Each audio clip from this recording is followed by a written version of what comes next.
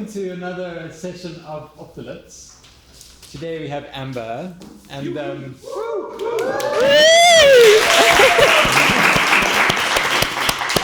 I don't know if many people realize, but we actually have quite a few students that use the green room or have used the green room.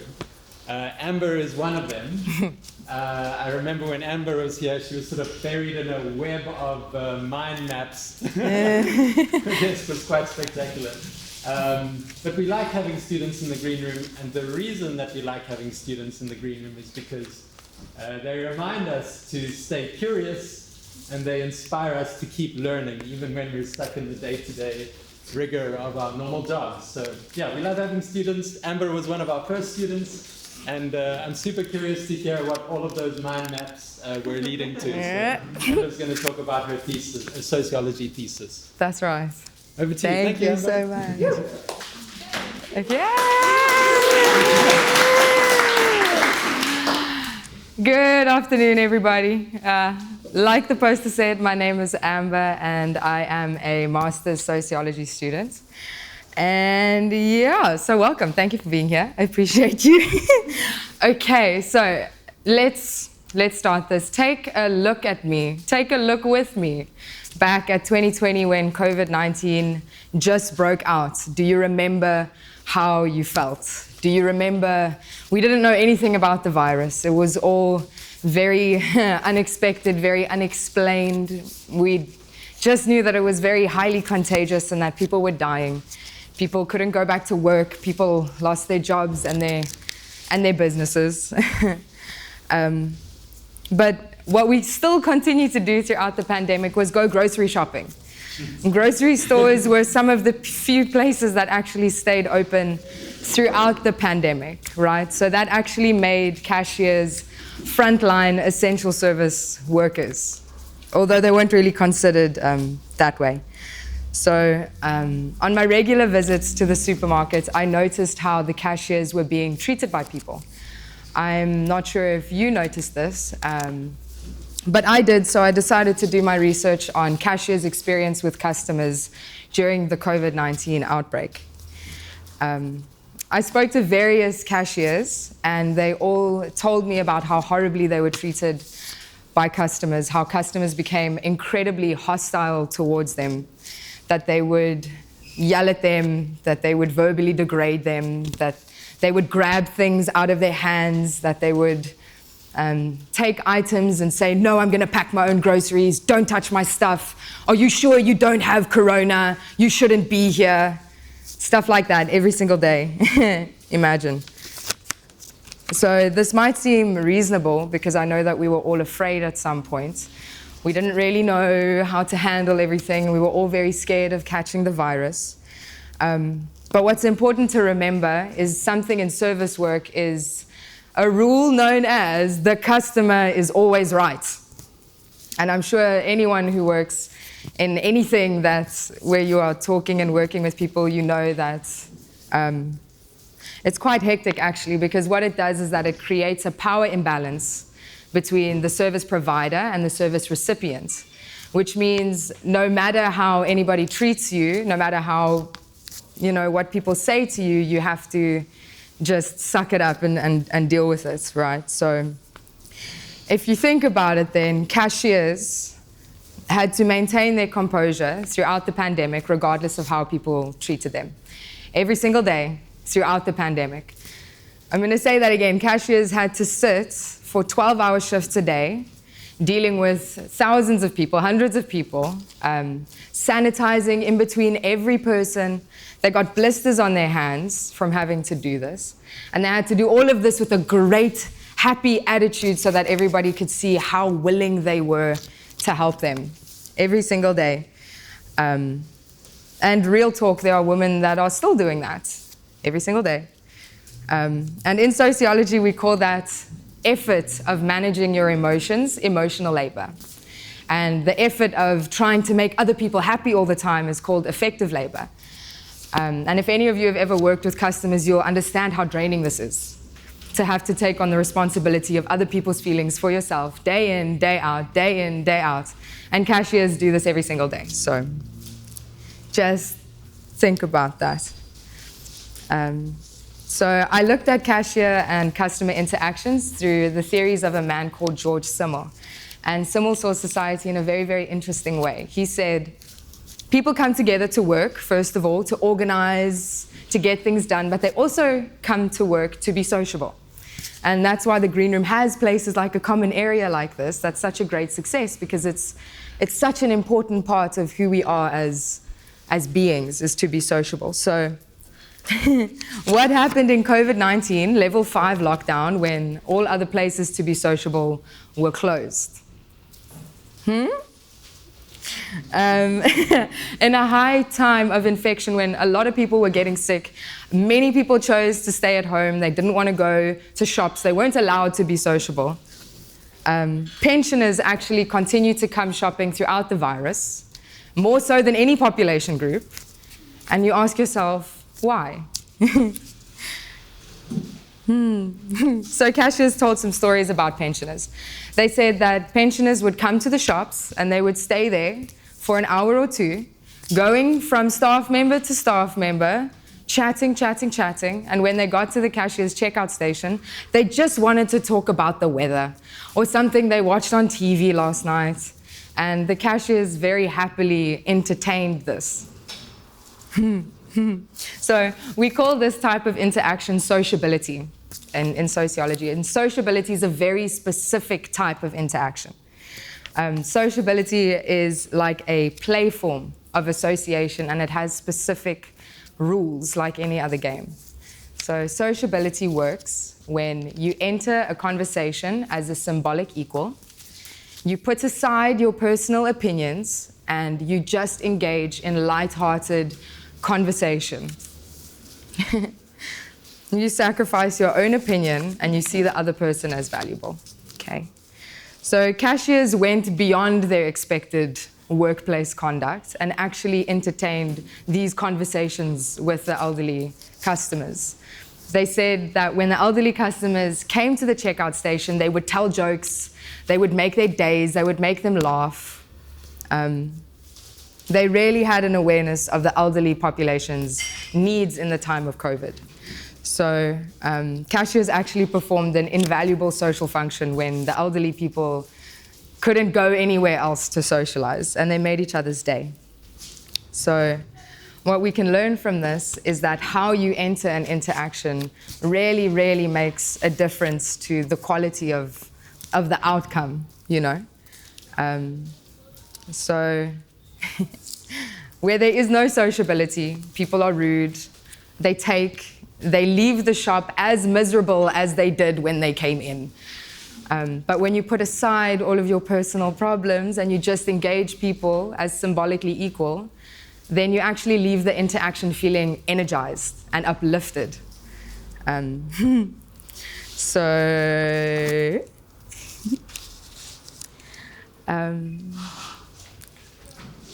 So do you know that you actually need mutual recognition from people to maintain your sense of self, right? So this is incredibly important for both cashiers and their customers in creating a cohesive society.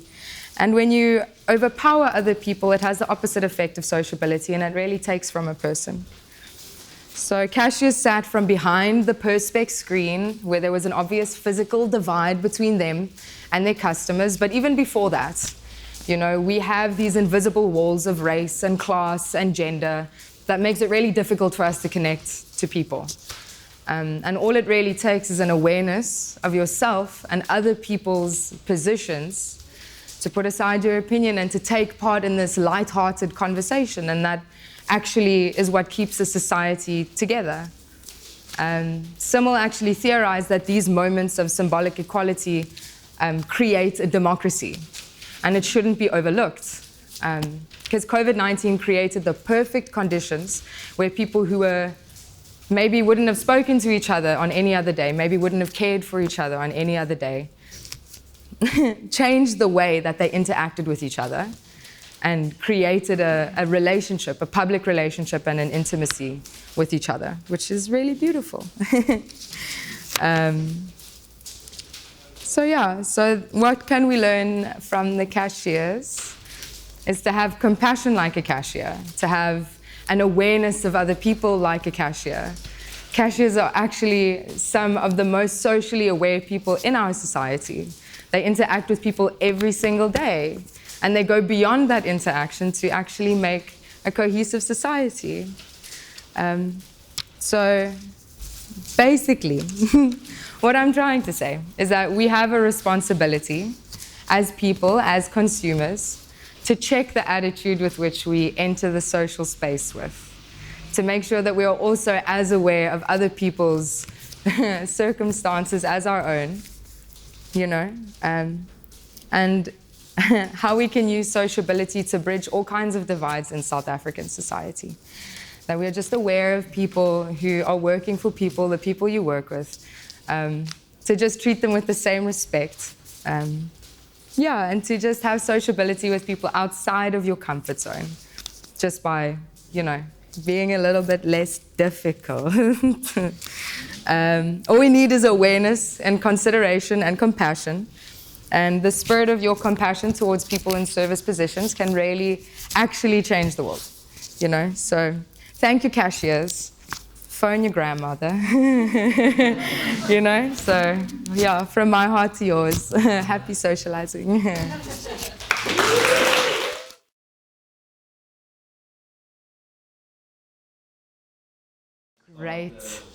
Great question, Vickers. So basically, sociability only really works when both people want to participate in the first instance. So don't be too hard on yourself if your sociability doesn't just take off like a rocket the first time. I think if you just approach a situation, just first of all with acknowledging people, you know, just greeting people in the first instance, thanking people, paying attention to what they're actually doing. If you see sometimes a cashier in a trolley with a child that goes past, the child will put his candy on the thing, the cashier will beep it, and she won't put it back in the bag. She'll hand it to the child in the trolley. You know, just an awareness of the small, little things that cashiers do to actually take people into consideration when they're helping them. Calling that out and thanking them. Just thanking them. So many of them said that we just wish that people would treat us like their families, because that's what we're doing by helping them get food into their homes. Just awareness, and don't be a doers. You know?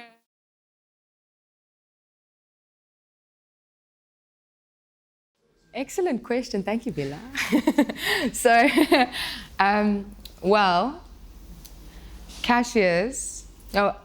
pensioners were locked quite hectically in their old age homes. So they weren't allowed to go anywhere. They're very highly vulnerable, but they could go shopping. And like Simul says, being sociable is a human need. So I think that they went to the shops because they had to. And then as soon as they actually got a chance to interact with people, they really took that chance, especially with cashiers who were so open, because cashiers also, what makes sociability beautiful is that both people benefit. So if a cashier is helping 50 people, and maybe most of them are rude, and then a pensioner comes, he's like, so nice to see you, how are you doing? Yes, did you see last night on Igoli, this and this happened? I think the cashiers really respond well to that, because when both people partake in it, both people feel really good. And cashiers sit there the whole day, you know? So I think they just enjoy the conversation a lot of the times, because it energizes them when they have to sit there day after day after day after day.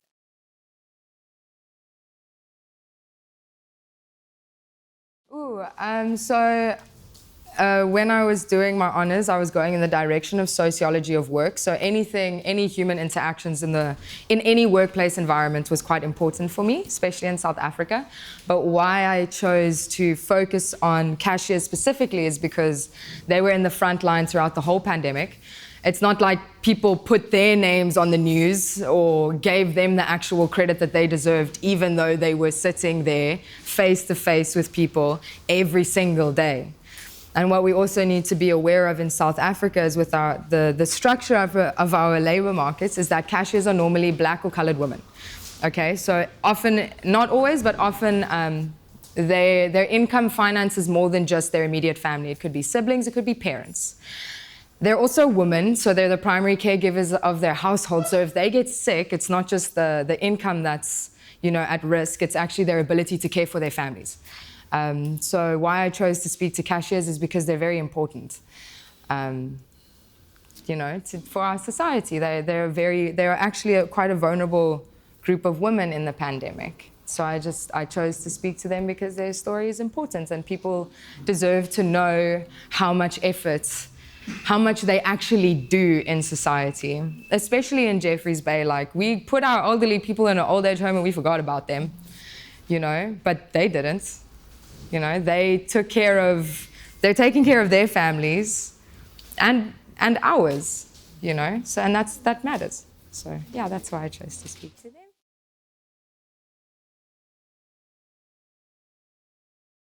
Great question, great point. I kept it local because it was a very small study.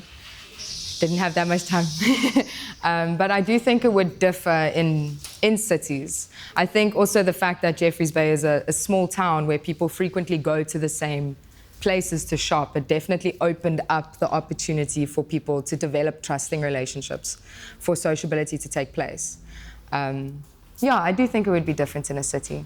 Maybe one day we'll research it. Yeah.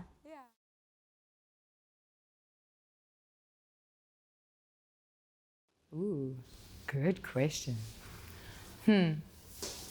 Well, I do think sociability to an extent is a learned behavior, because sociability requires good tact. It requires good manners. So it also requires that you acknowledge people as equal. So I do think it's something that can be learned, because I don't think everybody that walks around thinks of themselves as equal to other people.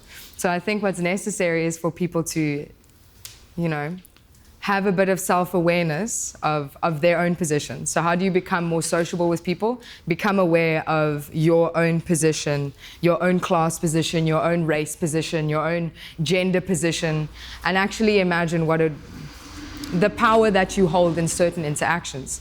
Like, this isn't just for cashiers, this is for anybody in a service position. A lot of people have women that come and clean their houses, or people that fill up their tanks. Just an awareness of already the power difference between the position of the person you're talking to. And having compassion if people don't feel like being sociable. Don't go turn around and, you know what I mean? So how do you become more sociable with people? I just think remaining open and considering really the effort that is required for any kind of work that anybody does. Asking them sincerely, what is it like? Or saying, compassionately, that must be really difficult. Or thanking them earnestly, like, wow, I see that you've been working this whole time. Thank you so much. You might not be sociable today, but you can be nice today and plant the seeds so that the next time you go, you can open up that conversation. But they're all stepping stones. But self-awareness, I think, is very important in order to be sociable with others. And just an awareness and a compassion and a consideration for other people is really important. Yeah, how you speak to people matters, It really, really matters. The attitude that you enter with determines the nature of the outcome of any interaction at the end of the day.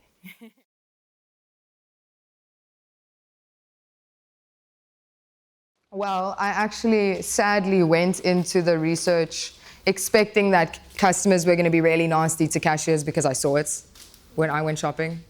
And that really moved me. I thought it was actually quite horrible to think that people would treat another person like that. Like, you forget, because it's someone providing a service, you just see them as someone providing a service, and you forget that it's actually a woman sitting there, that has her own things to think about.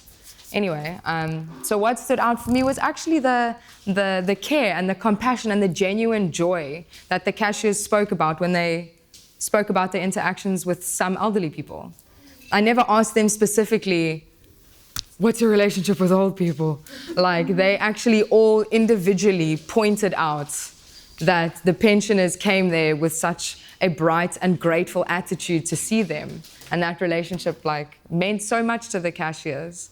I only imagine what it meant to the elderly people. I didn't actually speak to any of the elderly people, but I know it meant a lot to them. And I think that we can learn a lot from that in how we go about speaking to our cashiers, and our packers. Don't forget the grocery packers. They matter too. Okay. Cool. I think we'll probably leave it at that then. Thanks so much, Amber. I think there's probably quite a few lessons in there for all of us that work in the service industry. Thanks for sharing your thesis with us. You're welcome. I tried. Final round of applause.